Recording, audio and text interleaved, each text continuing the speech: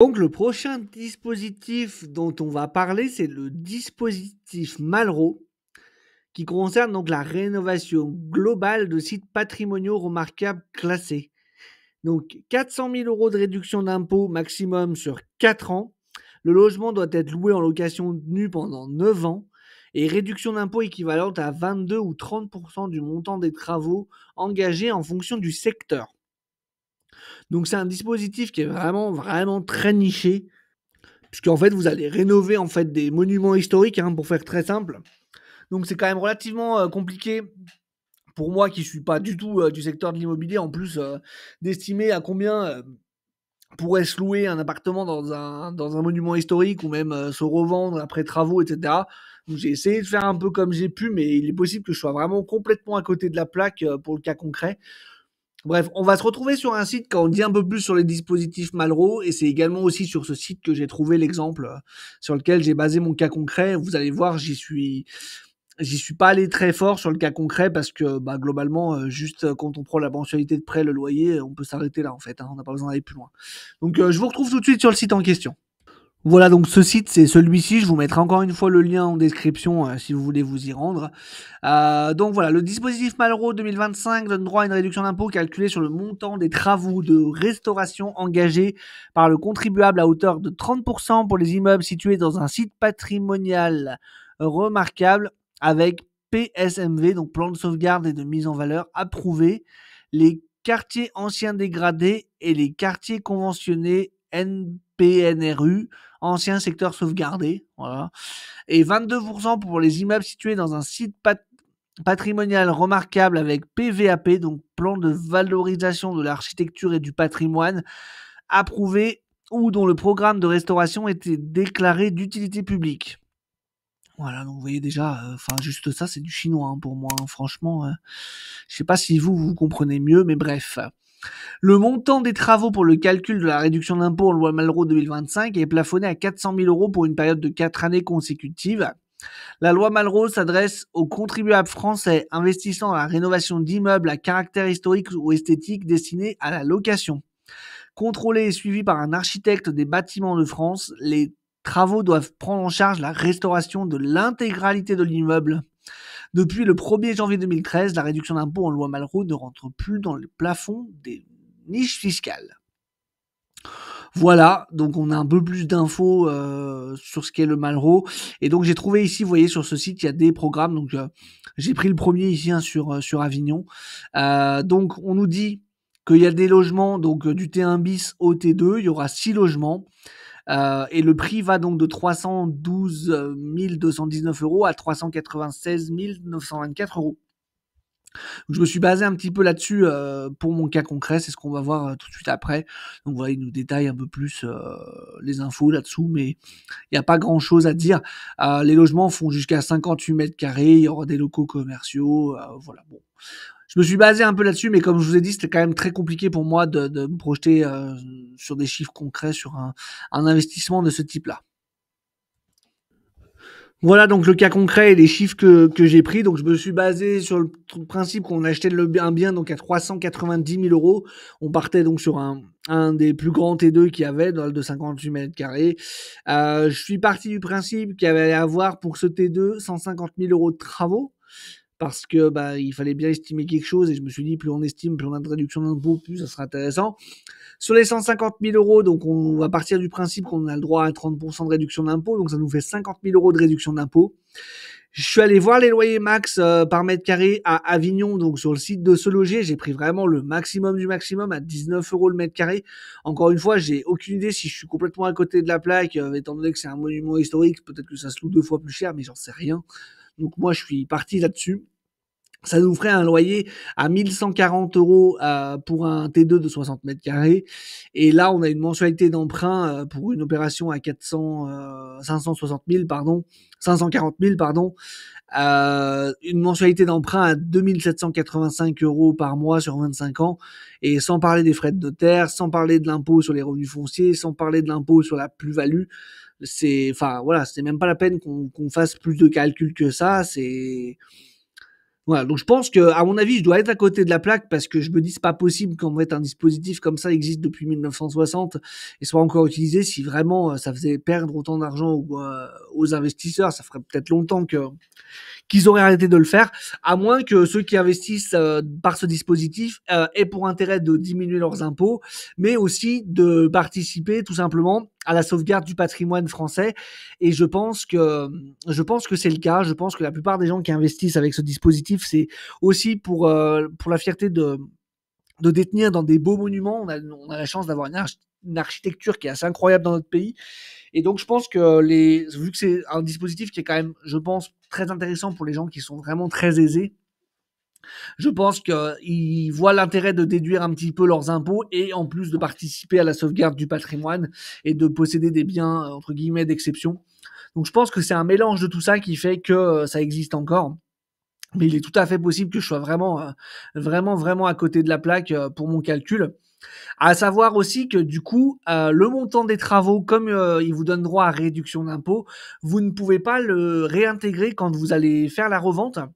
Donc, c'est-à-dire qu'en gros, là, le bien que vous achetez 390 000 sur Avignon, si vous faites bien vos 150 000 euros de travaux et que vous le revendez, j'en sais rien, moi, 540 000 euros, on va dire le montant de l'achat plus les travaux, et ben en fait, vous allez être taxé au niveau de la plus-value sur tout ce qui va dépasser les 390 000 euros plus les frais de notaire. Donc, ça vous fait un impôt supplémentaire parce que bah, forcément, l'État il va pas vous faire cadeau à la fois de 30% de réduction d'impôt sur les travaux et en plus, vous autoriser à les réintégrer au moment de la revente dans le calcul de la plus-value. Donc, vraiment, pour moi, niveau rentabilité, je vois pas comment un achat Malraux peut être rentable via ce dispositif avec les infos que j'ai pu trouver en tout cas.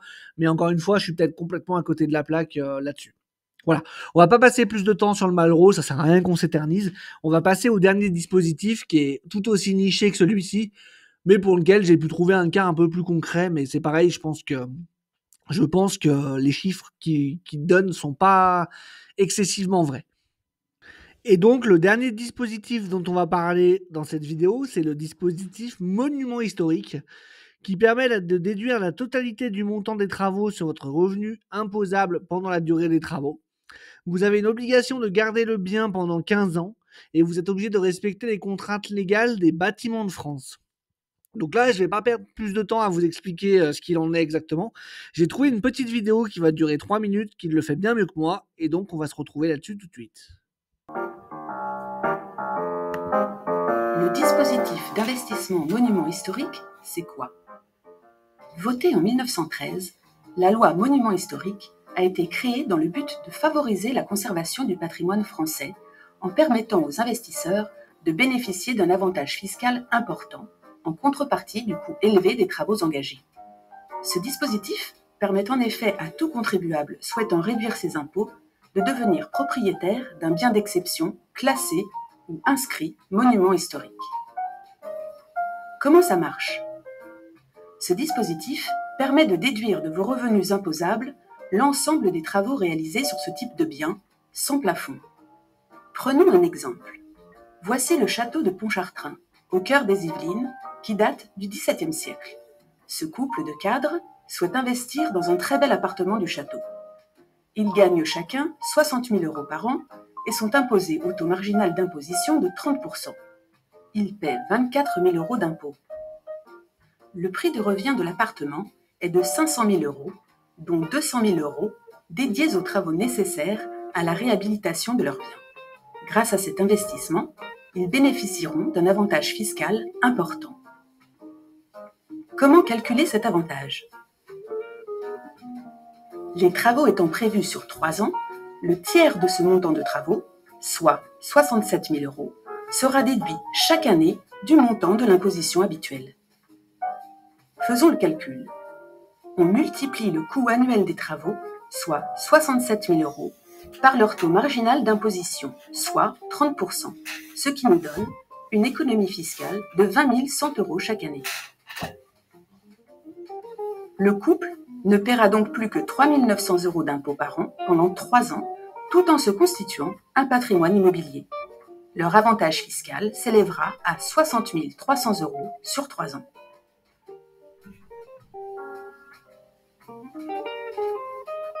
Pour bénéficier du dispositif Monuments historiques, il faut simplement s'engager à conserver le bien pendant 15 ans à partir de la date d'acquisition, durée des travaux incluse, le louer nu pour une durée minimum de 3 ans ou l'habiter, dans ce cas le montant de l'avantage fiscal est réduit de 50%, et enfin, confier la supervision de ces travaux à Histoire et Patrimoine, qui se charge du respect des contraintes légales avec les architectes des bâtiments de France.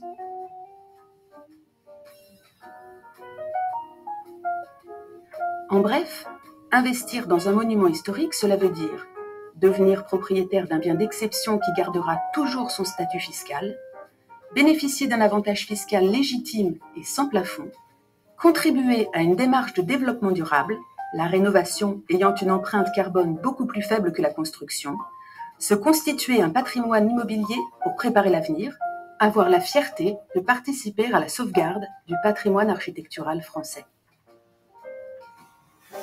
Avec Histoire et Patrimoine, investissez dans la sauvegarde du patrimoine. Voilà, donc comme je vous disais, je pense que ça vous a bien mieux expliqué comment fonctionnait le dispositif monument historique que je n'aurais pu le faire. Je suis pas sûr que YouTube a bien apprécié que je filme une vidéo YouTube pour ma vidéo YouTube, on verra bien. Alors en tout cas, voilà, je me suis basé donc sur le cas concret de la vidéo, donc 60 300 € d'économie d'impôt. Dans notre exemple, ils nous disent que donc ils investissent 500 000 € sur un prêt de 25 ans avec un taux très bas à 2,90, ça nous fait 2 487 € de mensualité. Pour un appartement de 80 mètres carrés sur Pontchartrain, je me suis basé vraiment sur les prix les plus élevés que j'ai pu trouver. On est à 2 280 €. Encore une fois, j'ai aucune idée si c'est juste ou si je suis complètement à côté de la plaque et que vu que c'est dans un château, peut-être que ça se loue 2 fois plus cher, je n'en sais rien. L'impôt sur les revenus fonciers, en tout cas sur ce montant-là, sur 15 ans, c'est 94 043,85 €. 22 600 € de frais de notaire, un effort d'épargne sur 15 ans de 82 260 €. Et donc, si on part du principe qu'on revend ce bien à 400 000 €, on aura presque 17 000 € encore d'impôts sur les plus-values, soit un résultat final de moins 43 777 €, sans compter les intérêts intercalaires, sans compter les travaux et sans compter la vacance locative. Surtout que j'ai traîné un petit peu sur le site, dont vous avez le lien en description encore une fois, où j'ai trouvé la vidéo, et sur ce château de Pontchartrain, les appartements, ils ont plus l'air d'être entre 800 et 900 000 € que 500 000 €, comme ils le disent dans la vidéo, ce qui viendrait encore alourdir la facture finale. Mais encore une fois, je pense qu'au niveau des loyers, ça doit se louer en fait beaucoup plus cher que ce que j'ai pu trouver moi. Et donc, mon cas concret est complètement à côté de la plaque, très certainement. Mais voilà, comme je vous l'ai dit, c'est hyper compliqué d'évaluer combien on vaut un appartement dans un château pour moi, ou combien ça se louerait. Donc, j'en ai aucune idée, concrètement. Et je me suis basé en fait sur les prix de se loger, les prix maximum sur les communes en question.